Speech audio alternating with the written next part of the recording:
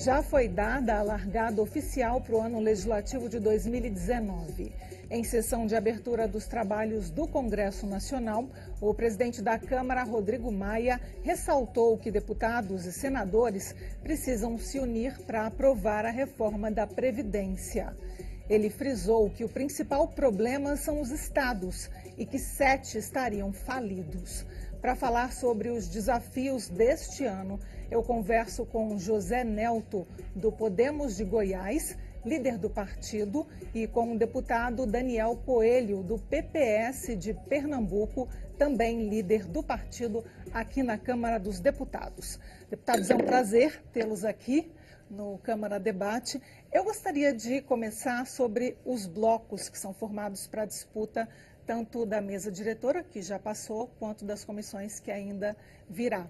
Esses blocos, como a gente sabe, são efêmeros, mas só para a localização do telespectador e para quem acompanha a gente também pela Rádio Câmara, vocês dois fazem parte do mesmo bloco, que é um bloco de 105 deputados. Então, tanto o partido do senhor quanto o partido do senhor estão neste bloco que apoiou a candidatura do presidente vencedor, Rodrigo Maia. O que significa isso para a atividade legislativa, ou significa muito pouco, dado que os dois, aqui a gente já conversava um pouquinho, me adiantaram que os dois partidos vão adotar uma política de independência?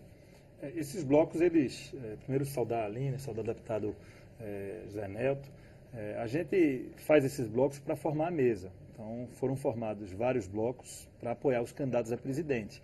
A candidatura de Rodrigo Maia contou com 2 blocos parlamentares, o bloco o qual está o PPS e o Podemos, e tem um outro bloco que é capitaneado e liderado pelo Democratas. Esses blocos serão dissolvidos porque cada partido vai ter sua posição ao longo do mandato e vai se colocar. Alguns vão para o campo da oposição, outros estarão na bancada de governo e outros atuarão com independência, o que é o caso do PPS, né, que irá apoiar as medidas importantes para recuperar a economia, mas que não quer participar diretamente do governo, ficando à vontade para poder corrigir um projeto, para poder fazer uma crítica ou para poder apontar um erro.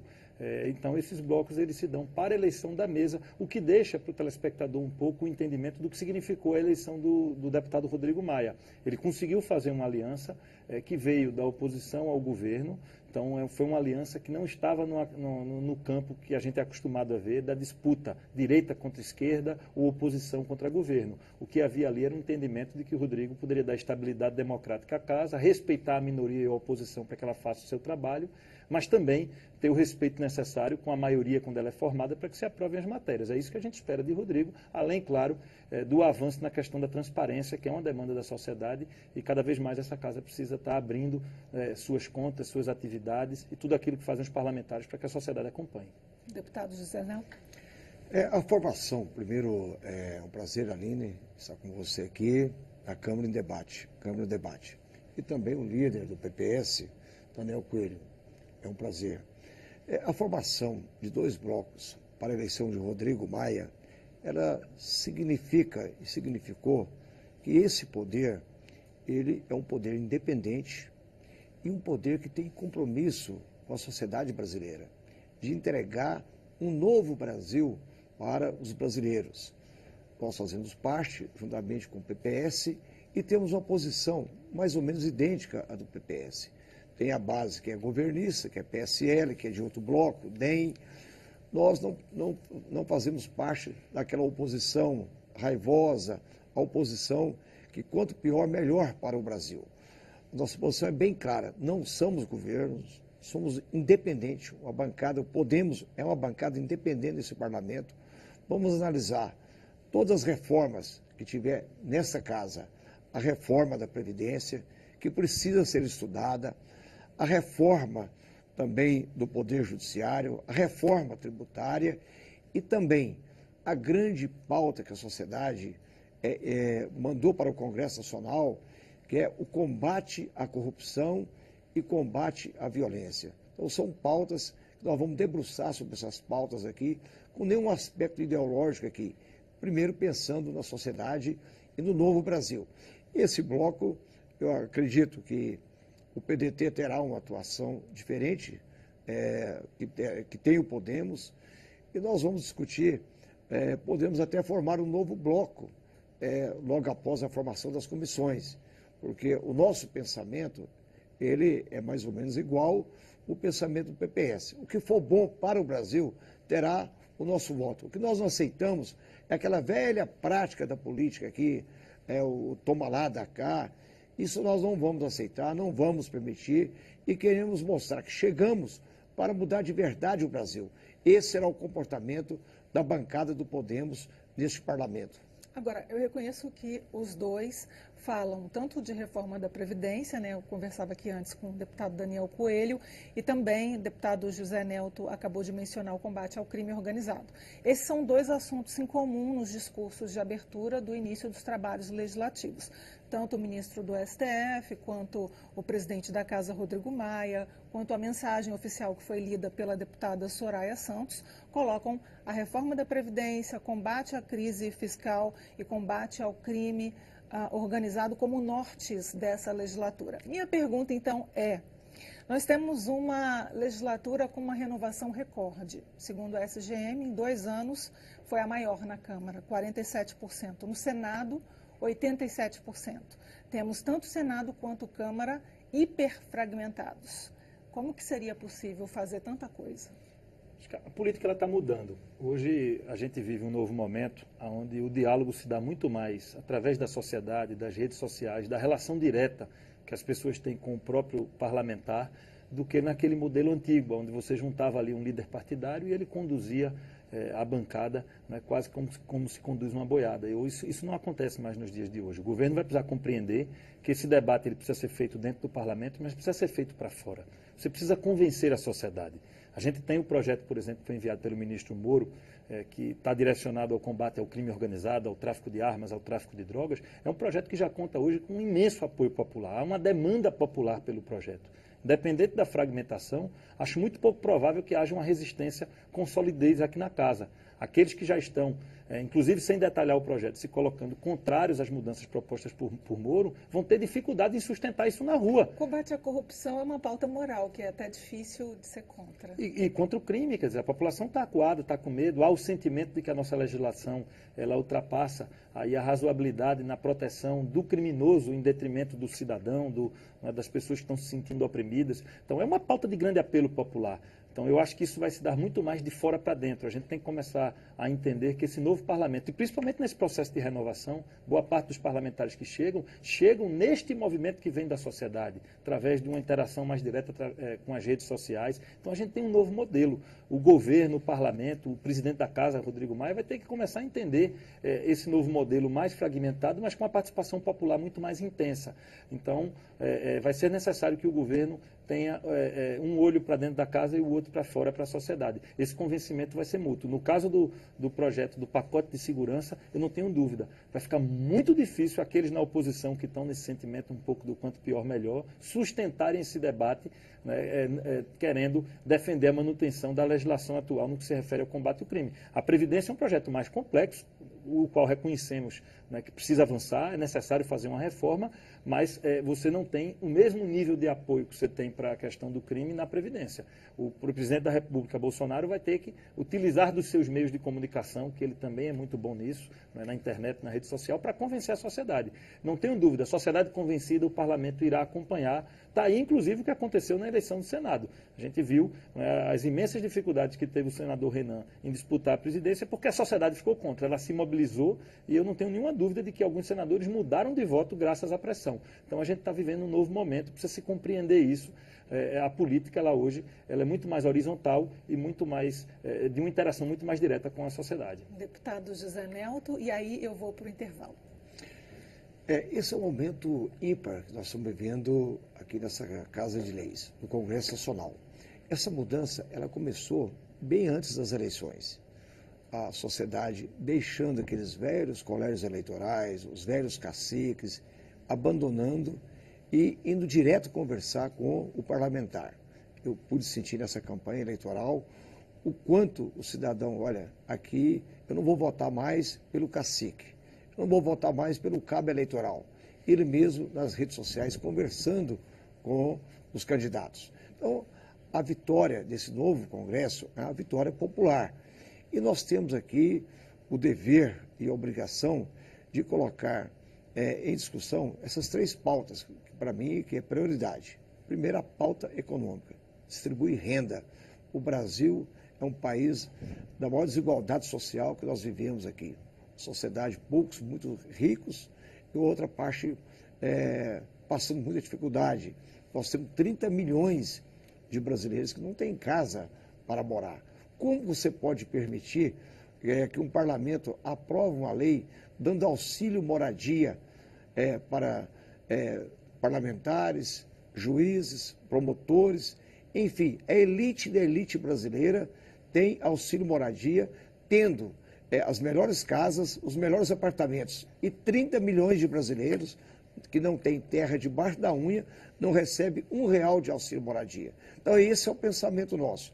A mudança na reforma da Previdência, ela é necessária, nós temos que debruçar sobre esse assunto nesse parlamento.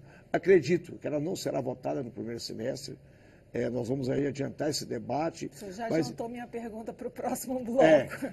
Nós temos que deixar amadurecer muito bem, porque a questão da Previdência é uma auditoria. Nós precisamos de auditoria do TCU para saber o tamanho do rombo nas contas públicas da Previdência e também onde nós vamos estancar. O governo já está preocupado, eu vi hoje através da imprensa nacional, o calote na Previdência. O que adianta nós votarmos uma reforma da Previdência e o pessoal continuar roubando a Previdência, dando calote da Previdência, tal banco não paga a Previdência, o Estado não paga a Previdência, o município não paga a Previdência, e com isso votamos uma reforma e não vai resolver o problema da Previdência. Daqui 5 anos, 10 anos, temos que voltar novamente. Então, é uma pauta que nós temos que debruçar sobre ela. Aí tem a outra questão do crime organizado e também a questão da corrupção.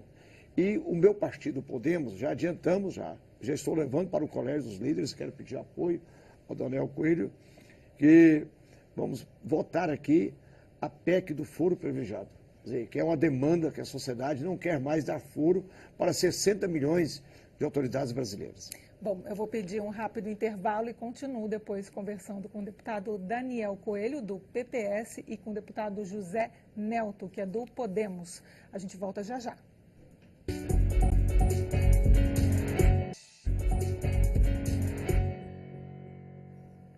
O Câmara Debate está de volta. Hoje estamos debatendo as perspectivas para o ano legislativo com os deputados José Nelto, do Podemos de Goiás, e Daniel Coelho, do PPS de Pernambuco.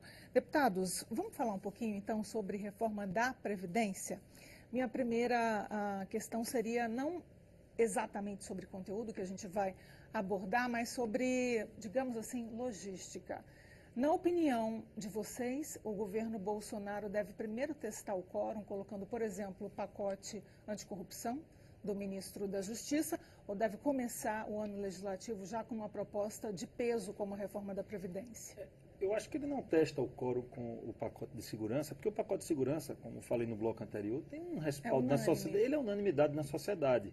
A gente já vê alguns setores da oposição, inclusive o candidato derrotado nas eleições, o candidato Haddad, hoje atacando o projeto de Moro, mas ele vai ficar falando só. Eu não acho que ele testa quórum com esta matéria. O que você precisa, evidentemente, na Previdência é ter a cautela em debater, não só dentro do parlamento, mas na sociedade, o projeto de forma muito democrática, tranquila, porque o que a gente está falando sobre a Previdência são coisas permanentes. Isso vai estar mexendo com a vida do garotinho que tem 5 anos de idade agora. São as futuras gerações, são nossos filhos, nossos netos que vão ter a sua vida afetada por essa reforma da Previdência. Então, você precisa ter a cautela devido à importância e à relevância do tema. Mas acho que o debate tem que começar agora. Quando tiver maduro para votar, seja no primeiro semestre, seja no segundo, ele vem à votação a plenário. Agora, o debate e a discussão tem que começar de imediato. Acho que quem pensa no Brasil, quem não está preocupado com as próximas eleições, mas está preocupado com o país, reconhece a necessidade de fazer a reforma da Previdência. Divergências no texto vão haver. Existem grupos da sociedade, parlamentares que vão ter uma ideia de uma reforma da Previdência baseada em tempo de contribuição, existem aqueles que defendem a idade mínima, existe a questão do sistema de capitalização, que você vai criando ali para quem tem uma faixa de renda mais alta, um modelo de capitalização e não um modelo de partilha, que é o modelo atual. Ou seja, é um debate extremamente complexo e que precisa ser feito com a cautela devida. Agora, essa discussão precisa começar agora e nós precisamos entender que, independente daqueles que estão na oposição, no governo, ou aqueles que estão na posição de independência, a questão da Previdência não é uma discussão do governo Bolsonaro, é uma discussão para o país. Nós vamos passar. Os deputados vão, em algum momento, estarem fazendo outras coisas de suas vidas. O presidente da República vai passar, mas a sociedade brasileira ela vai ficar.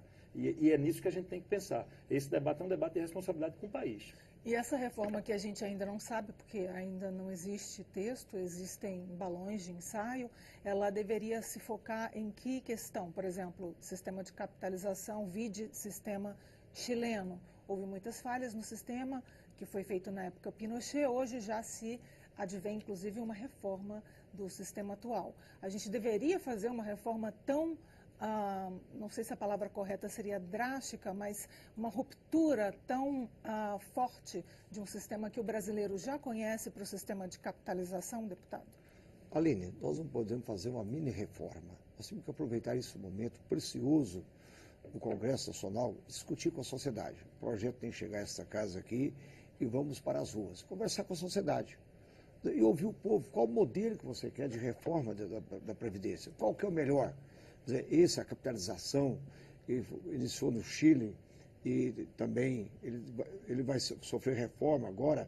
Por exemplo, a capitalização, você coloca a negociação direta com os bancos, com o cidadão. É o cidadão que poupa para a sua própria aposentadoria no futuro. Sim, isso é importante, porque o sistema financeiro vai ter que se mover. Ele vai mexer, porque ele não vai negociar diretamente, por exemplo, com o Fundo de Previdência do Senado, da Câmara Federal, do Governo Federal, do Governo... É direto com a sociedade. Então, isso é importante na reforma da Previdência. Nós temos que pensar no seguinte, essa reforma, se ela for bem feita, bem discutida com a sociedade aceita, quer a reforma. Agora, fazer uma reforma da Previdência aqui para proteger a classe de cima, por exemplo, os militares, olha, vamos proteger os militares, nós vamos proteger o Poder Judiciário, o Poder Legislativo, vamos proteger um grupo de privilegiados, a sociedade não vai aceitar. Essa reforma, eu não vou votar ela para prejudicar o cidadão, o pedreiro, aquele que corta cana, aquele que vai para o campo, levanta de madrugada, esse tem que ter um tratamento diferenciado. E até o próprio cidadão que mora no Nordeste goiano, ou no Nordeste do Brasil, e também no Norte do país, ele tem que ter um tratamento diferenciado. Esse é o meu ponto de vista. Mas a reforma tem que ser feita, uma reforma que possa durar 15, 20 anos pela frente. Não vamos fazer uma reforma que seja eterna, porque sempre há movimentações, a sociedade vai mudando. Por isso, essa reforma ela tem que ser bem discutida, passando por várias comissões e chamando a sociedade e comunicando. O governo tem que comunicar com a sociedade. Dizer que a reforma ela não é do governo Bolsonaro, ela não pertence aqui setores da sociedade. É uma reforma para o Brasil. Nós estamos definindo aqui o futuro de gerações. Por isso, eu quero ter a tranquilidade, o meu partido, de debater essa reforma aqui, pedir auditoria nas contas do INSS, da Previdência, pedir auditoria através do TCU, para que a gente tenha a clareza de votar uma reforma que seja verdadeira, não uma reforma que o governo vai manipular números, porque nós não vamos permitir isso nesse parlamento aqui. Falar, estão votando aqui a realidade. Essa reforma o Brasil quer. Sabemos que tem oposição, quem perdeu as eleições vai ser contra. No passado queria a reforma, não conseguiram a reforma, mas não, nós vamos agora partir para o quanto pior, melhor. Nós não pensamos isso. Nós estamos pensando no futuro das gerações e entregando a reforma que o capital estrangeiro possa vir para o Brasil, para gerar renda, riqueza e emprego para a sociedade. É o pensamento do nosso partido Podemos. Deputado Daniel, existe margem para reformular o que no sistema previdenciário atual? Olha, a gente tem alguns debates que precisam ser feitos. Vou aproveitar, Aline, uma intervenção que você fez na pergunta anterior, quando fala do Chile. Eu acho que o Chile é um bom exemplo, inclusive de problemas, mas também de soluções, através de uma reforma da Previdência. No início da década de 80, eles fizeram, e eu acho que a palavra é essa realmente, uma mudança radical no seu sistema previdenciário, deixaram de ter o sistema de partilha, e para quem está nos acompanhando, o que é o sistema de partilha? Todos contribuem para um bolo comum e depois aquilo ali é utilizado para fazer os pagamentos. No sistema de capitalização, cada um contribui para a sua própria conta. Com o modelo de capitalização, o governo parou de ter despesa no Chile com a Previdência. O que ocorreu nesses últimos 40 anos no Chile? O Chile era um país muito mais pobre do que o Brasil. O Chile tinha um índice de desenvolvimento humano, IDH, dos piores da região. Hoje o Chile é o país que tem o melhor IDH da América Latina. Hoje o Chile tem uma infraestrutura na área de transporte, na área de educação e na área de saúde invejável para nós brasileiros. Isso se deu, graças, entre outras coisas, a um modelo de previdência que tirou das costas do contribuinte, porque o governo ele é uma coisa imaginária. O que existe é o pagador de impostos, é o contribuinte. Tirou das costas do contribuinte a despesa previdenciária. Existiram problemas no Chile? Existiram. A gente tem hoje uma parcela da população lá que não conseguiu aportar na sua conta individual o suficiente para ter um salário mínimo na sua aposentadoria. Até porque depende da iniciativa individual de poupar. E depende também da empregabilidade. Aqueles que tiveram dificuldade, aqueles que ficaram ao longo dos seus últimos 20, 30 anos sem conseguir um emprego formal, não capitalizaram o suficiente. Exato. E por isso também a minha pergunta, a minha dúvida. O Brasil ele é muito diverso do Chile nesse sentido, né? O índice de informalização da economia brasileira é muito alto. Então, o sistema de capitalização seria compatível? A gente tem uma divergência hoje do trabalho informal no Brasil e no Chile em 2019. Quando eles fizeram a reforma da Previdência na década de 80, não. O Chile era um país agrário, desindustrializado, sem nenhum tipo de base econômica. Era um país que vivia basicamente da extração de minérios. E o Chile avançou muito, porque conseguiu equilibrar suas contas. Eu acredito num sistema misto. O sistema de capitalização ele tem sentido a partir de uma faixa de renda. Aquelas pessoas de nível superior, que ganham a partir de 5 salários mínimos, o que a gente chama de classe média, ela tem uma condição de juntar, de capitalizar e depois de buscar sua aposentadoria. Inclusive, a gente pode eliminar o conceito da idade quando você capitaliza. Se você acha que economizou o suficiente até os 60 anos de idade, você pode parar de trabalhar, você para. Se você acha que vai trabalhar mais 5 anos para ter uma renda melhor, a decisão ela é individual. Eu não imponho ao cidadão quanto tempo ele vai trabalhar. Mas eu preciso, por outro lado, considerar as pessoas mais pobres.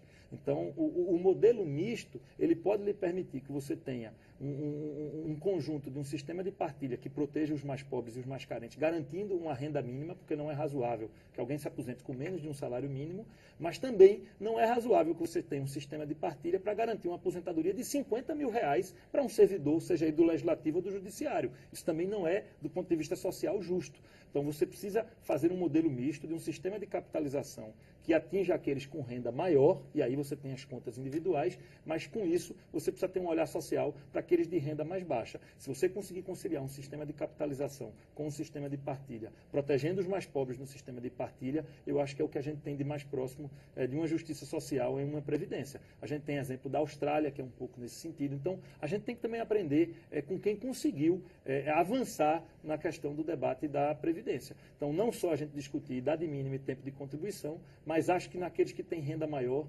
discutir as contas individuais e o sistema de capitalização é um caminho para a gente não colocar o que a gente tem hoje no Brasil, o mais pobre pagando a conta do mais rico. Eu estou no finalzinho do programa, então só queria as considerações finais de cada um.